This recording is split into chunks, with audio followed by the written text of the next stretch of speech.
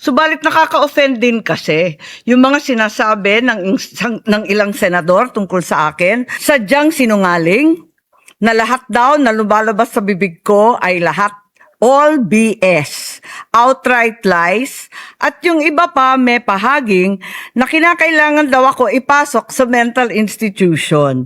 Pero isang tabi na natin yan. Susumiti ako sa hiling ng ating SP Alan na i-withdraw ang video kung yan ang gusto. Sana ipangako natin lahat sa ating taong bayan na walang term extension na mangyayari at na may eleksyon sa 2028. Because of that, and with the clarity that all of us here want elections sa 2028, hindi kami papayag na walang eleksyon. Sabi ko nga, magkaroon na talaga ng kaguluhan at we will defend it with our life, the right to suffrage. So with that, Madam Chair, I withdraw also my motion to as it's already been requested by the sponsors of to withdraw the video. Thank you.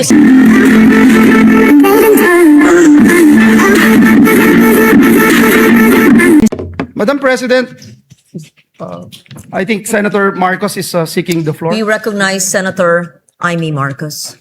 What's the pleasure, Doc?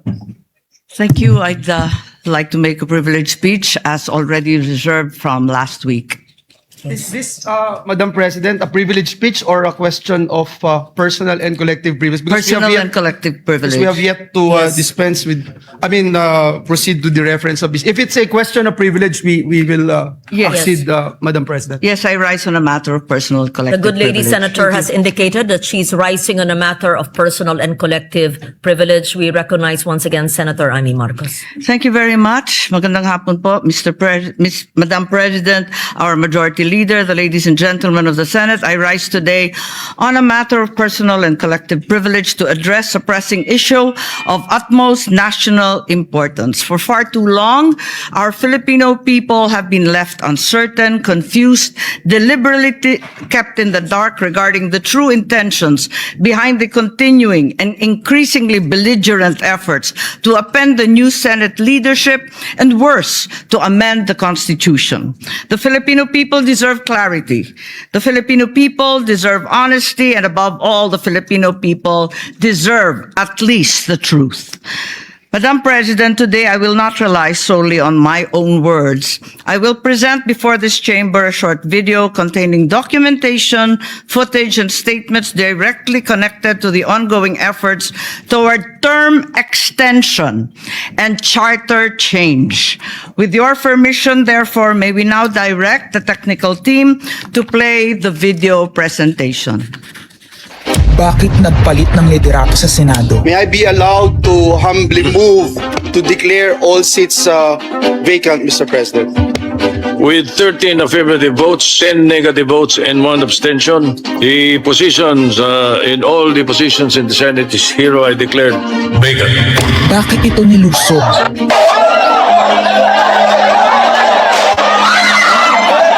Bakit patuloy ang pananakot? Talagang garapalan, obvious, isa-isa ang majority. Bakit may panggigipit? Pinakakasuhan ng Ombudsman si Senator Rodante Marcoleta ng plunder at indirect bribery.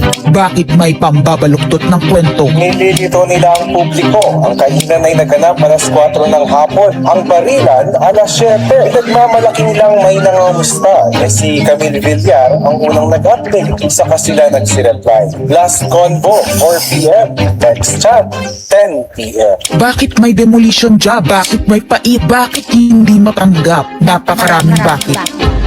At narito ang mga sagot. Pero bago ang katotohanan, wasakin muna natin ang kasinungalingan.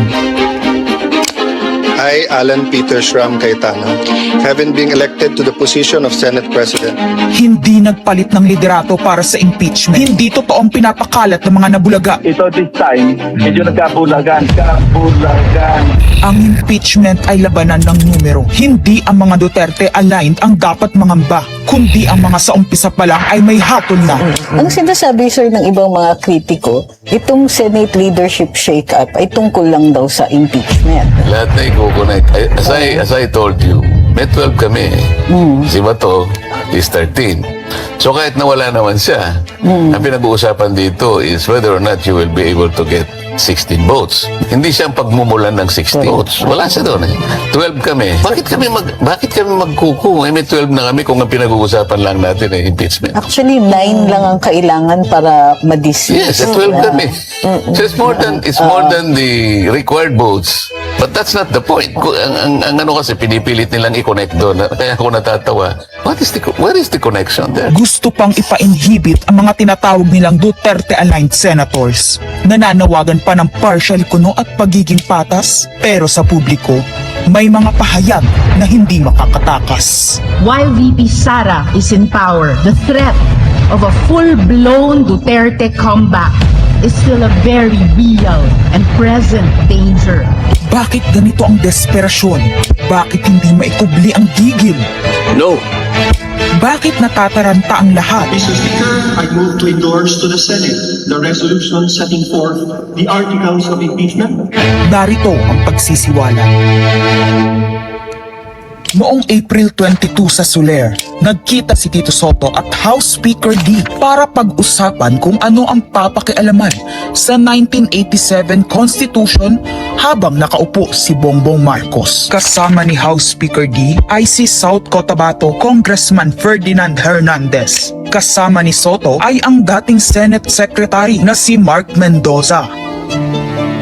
Konas ang gusto nilang mode ng charter change. Muling sinusulong sa Kamara ang charter change o pag-amyenda sa konstitusyon sa pamamagitan ng Constitutional Convention. Is something big brewing inside the government to claims of a possible no election scenario. Ang pag-aamyenda ng konstitusyon sa pamamagitan ng Constituent Assembly. At para makakuha ng suporta sa Senado at sa Kongreso, ito dapat ang mga nilalaman.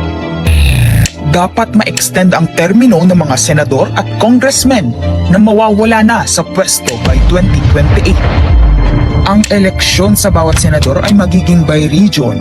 Nagdiskusyon sila kung 2 o 3 senador per region. Kinumpute nila kung mayroong 18 regions, nasa 36 o 54 ang magiging senador. Lumutang din ang usapang para hindi makaporma si Inday Sara sa 2028, gawing 50 years old ang edad ng pwedeng tumakbo. Pero nagpanukala rin si Soto na pwedeng gawing 35 years old para kay Vico Soto. Dahil ipagmamayabang niyang kayang talunin ito si Inday Sara. Meron ako idadagdag, maganda, Vicky. Ibaba natin ang edad ng presidente to 35. Magagaling ang bata ngayon eh. Magagaling eh. Ibigay na natin sa mga kabataan na pagpatakbo nitong bansa. Baka puro matino pa ilagay natin. Baka sabihin nila, Senator Soto, this is to siguro allow your nephew, ba, si Vico, na tumakbo. Sabi ko na Maging qualify. Sila ng ganun eh. Sabi ko na mag-iisip sila ng ganun. Wala. Hindi ko naisip si Vico. Ang impormasyong ito ay mula mismo sa kasama sa meeting. Kasama din nila ay isang congressman, isang gobernador, isang retired military officer, isang dating may mataas na katungkulan, at 5 mula sa private at business sector. Kaya ba binaliwala ang panawagan ng taong bayan? Kaya ba binaliwala ang paalala ng Iglesia ni Cristo? Hindi po nagbabago ang bilin ng Iglesia ni Cristo, Nelson, na ang Iglesia ni Cristo po ay tutol sa impeachment. Kaya ba nagtatapang-tapangan ang mga umaastang bida sa ginagawa nilang tunay na drama? Kaya ba nila sinasabing hindi sila natatakot sa eleksyon ay dahil alam nilang walang eleksyon na magaganap? Hindi po kami natatakot sa susunod na eleksyon. At ang boto sa impeachment ay refleksyon ng boto sa pagsira sa 1987 Constitution. Pabor ang karamihan sa mga pagbabago sa saligang batas, lalo na sa usaping ekonomiya. Ngunit kung papakialaman ng iilan ang konstitusyon para maghari-harian at para sa pansariling kapakinabangan, makapwesto ng matagal o mailuklok ang kamag-anak, humanda kayo sa galit ng bayan. Ang pagpapalit ng liderato sa Senado ay hindi kakaiba. Ito ay nakabase sa prioridad at gusto ng mga senador. Bumabahana ng ebidensya laban kina Bongbong Marcos, Liza Marcos, Sandro Marcos at Marvin Romualdez. Kailangan ng may bayag sa Blue Ribbon Committee. Ipinangako na sa mga korap na mambabatas ang perang malilikom sa 2027. 2028 national budget dapat pigilan. 2028. Alam natin, that's the election budget. And it was assured to the congressmen, this will also be the con-ass budget. Nagiging isa ng malaking sindikato ang pamahalaan. Sinusuportahan ito ng mga dating kalaban, mga tinulungang manalo noong nakaraang eleksyon, mga may galit sa nagdaang administrasyon. Lahat sila kasama ng pinakamalaking troll farms at ilang bahagi ng mainstream media ay pinagagana ng dalawang bagay. Pera galing sa korupsyon, galit sa mga Duterte. Mahalaga ang liderato ng Senado para sa mga korap at nakasandal sa mga buwaya ng kapangyarihan. Ngunit mas mahalaga ito sa mga naninindigan na ang Senado ay bantayog ng konstitusyon na hindi dapat tinatakot, sinusuhulan at iniipit upang maging tau-tauhan. Maaaring hati ngayon ang Senado. Maaaring kanya-kanyang bersyon ng kwento. Wala nang pakialam kung ano ang totoo. Isa itong indikasyon na gumagana ang demokrasya. Kailangan lang maalala ng bawat senador na kahit sila ay may kapangyarihan, hindi dapat nila malimutan magpakatao. Sa kabila ng lahat ng problema, pinakamababang halaga ng piso sa kasaysayan, mataas na bilihin at gasolina, kawalan ng trabaho, halos wala nang makain, nagpapakamatay na mga magsasaka. Ang inuuna ay politika, impeachment at kung ano-anong propaganda para mabalik ang kontrol sa Senado ng mga nangako na maisakatuparan ang pagpapahaba ng panahon sa kapangyarihan. Kung magde-deny yung mga nandoon sa meeting na yon at pabubulaanan yung aking sinabi, then sasabihin ko kung sino ang nagsiwalat sa amin. Kasi magugulantang ang buong bansa pag siniwalat ko kung sino yung nagsabi sa amin.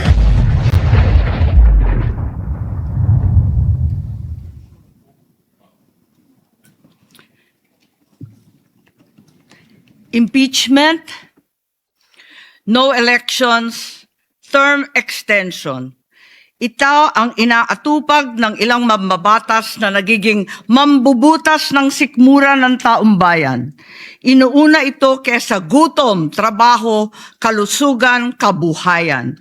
Gusto nilang pahabain ang paghihirap ng Pilipino. Gusto ata nilang gumapang ang bayan sa dusa, gaya ng paggapang ng mga buwaya sa kaban ng bayan at konstitusyon. Ginoong Pangulo, Ginang Pangulo, hindi ko inaakalang aabot sa punto ng buhay ko na ako, isang Marcos, magtatanggol ng 1987 Constitution, isang saligang batas na isinulat laban sa aming pamilya. Pero sa huling pagbisita ko sa libingan ng mga bayani sa puntod ng aking ama, pinaalala ako ng mga katagang nakasulat sa kanyang himlayan, Pilipino.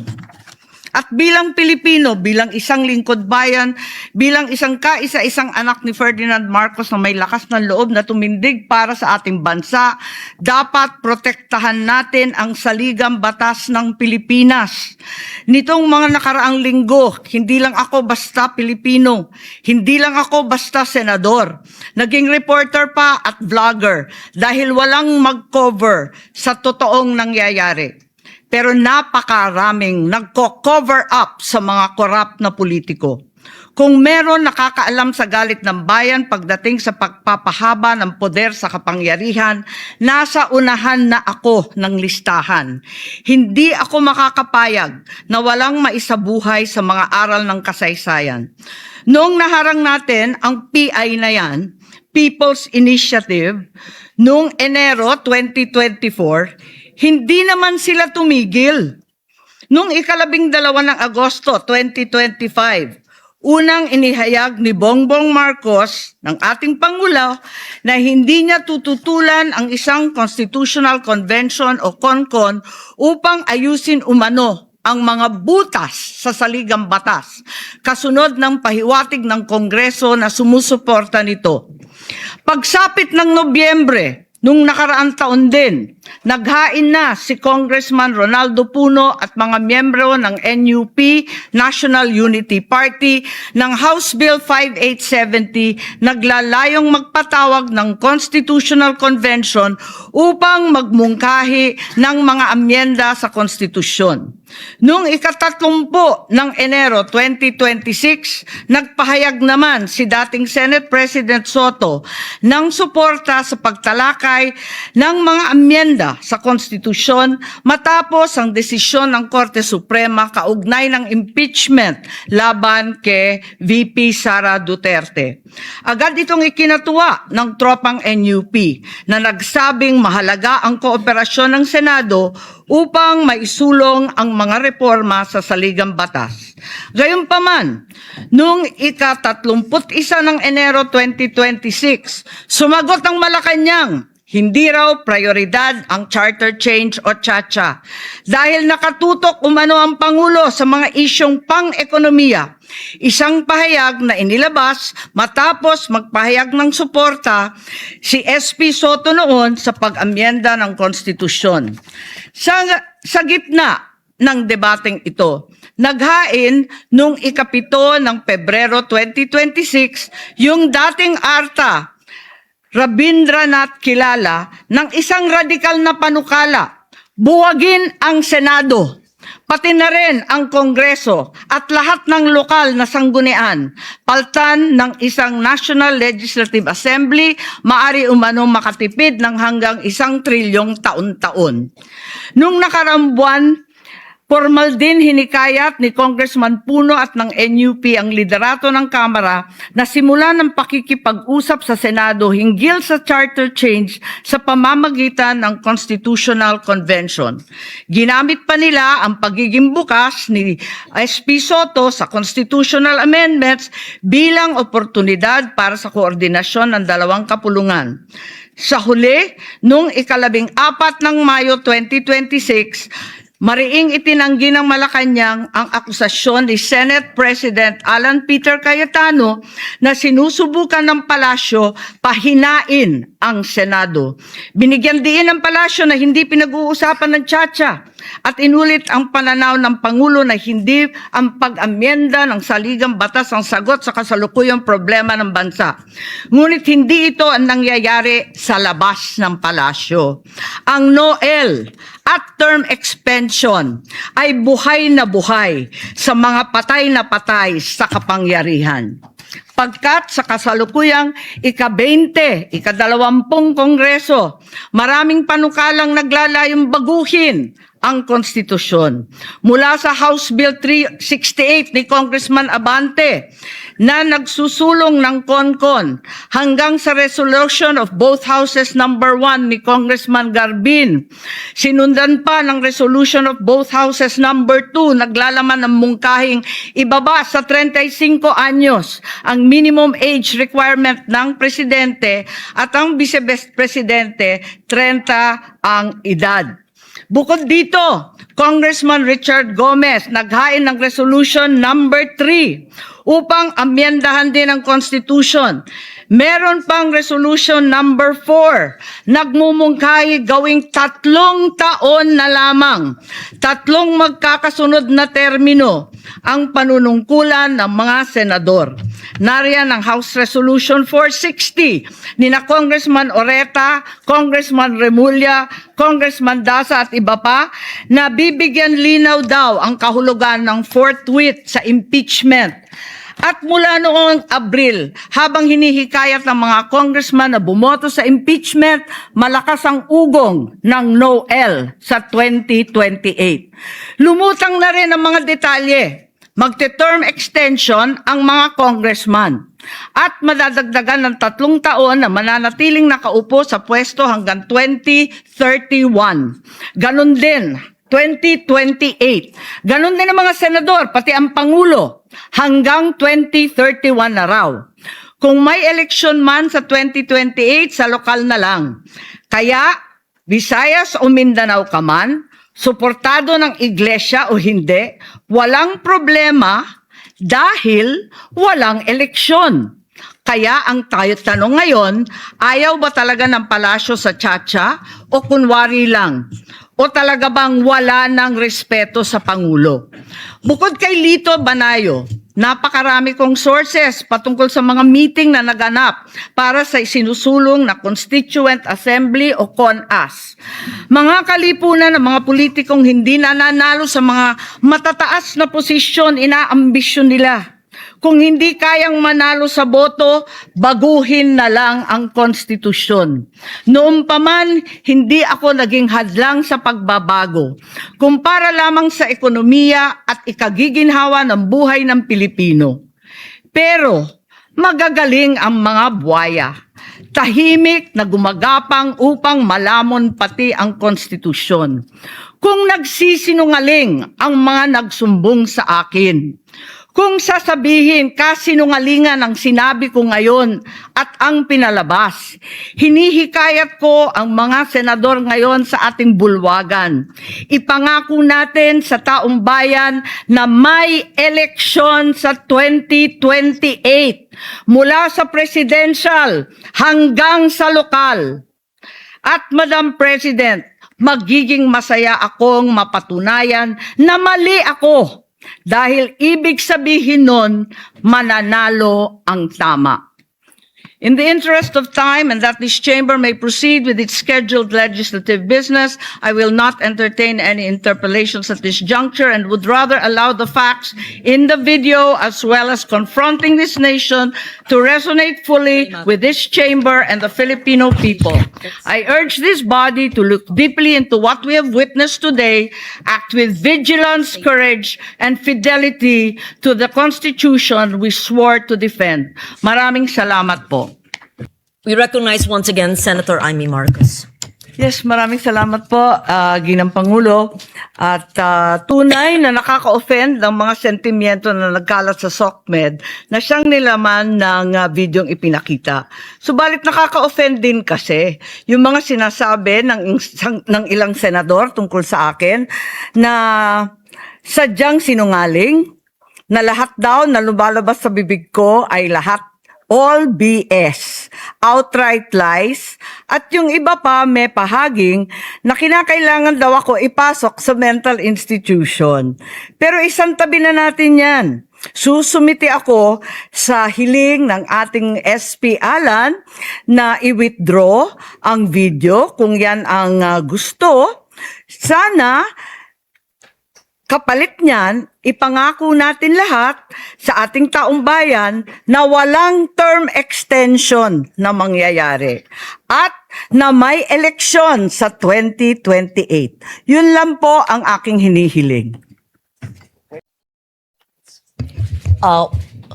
We take note of that and we thank the good senator from Ilocos, Senator Marcos.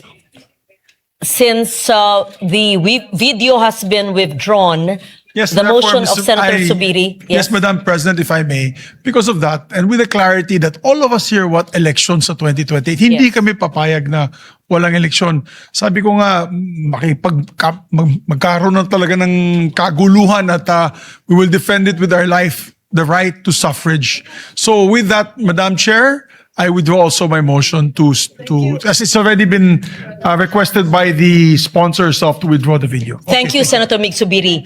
Just for the record, it was under your leadership and I was your pro tempore when we resisted the People's Initiative in early of 2024. Yes, so we take note also of all the messages of support in relation to not having a constitutional or constituent assembly leading to a no election scenario. Magkasama tayo noon na nagtanggol sa ating institusyon para wag matuloy ang People's Initiative at ang iyong distrito at ang aking distrito rin sa Antique ang iilan lamang na hindi pumayag sa PI. Let that be on record. Salamat din kay Senator Marcos. Valenzuela din kay Senator Sherwin Gatchalian. Thank you. Session is suspended.